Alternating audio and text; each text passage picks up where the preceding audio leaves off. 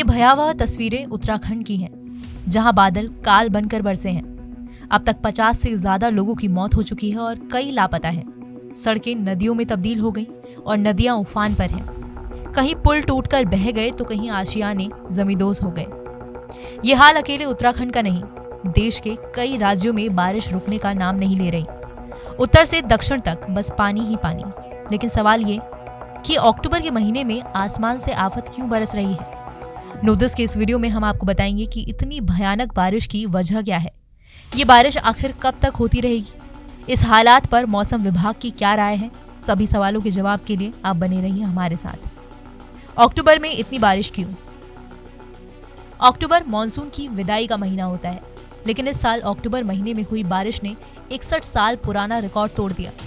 हालांकि एक्सपर्ट्स का कहना है कि अक्टूबर में बारिश होना कोई असामान्य बात नहीं है।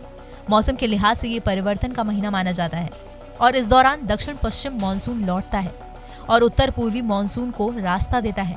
आमतौर पर ये बदलाव ही सदर्न पेनिनसुलर इंडिया पर असर डालता है। इसके अलावा वेस्टर्न डिस्टर्बेंस की वजह से भी देश के उत्तरी इलाकों के स्थानीय मौसम में बदलाव देखने को मिल रहा है और इसी वजह से बारिश या बर्फबारी हो रही है।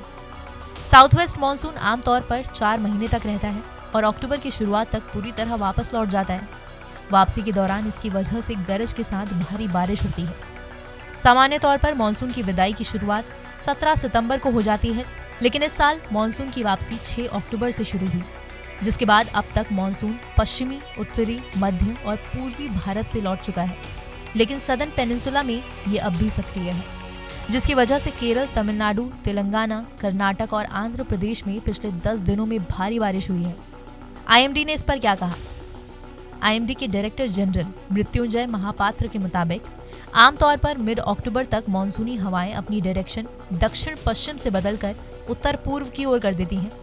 इस साल नॉर्थ ईस्ट मानसून की शुरुआत के लिए 25 अक्टूबर के आसपास माहौल बनने की उम्मीद है।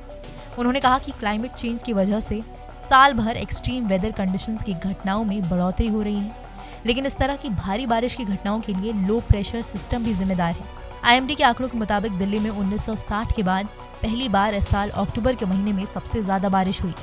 शहर में 93.4 मिलीमीटर बारिश दर्ज की गई है। वैज्ञानिकों की माने तो मानसून में देरी और कम दबाव के क्षेत्रों के विकास जैसे फैक्टर्स के चलते कई राज्यों में बारिश हुई है। बारिश कब तक होती रहेगी? केरल में लो प्रेशर सिस्टम्स यानी कम दबाव का सिस्टम अब कमजोर हो गया है, लेकिन सेंट्रल इंडिया में ये सिस्टम अब भी सक्रिय है, जिससे इस हफ्ते उत्तर भारत में अच्छी बारिश होने की संभावना है।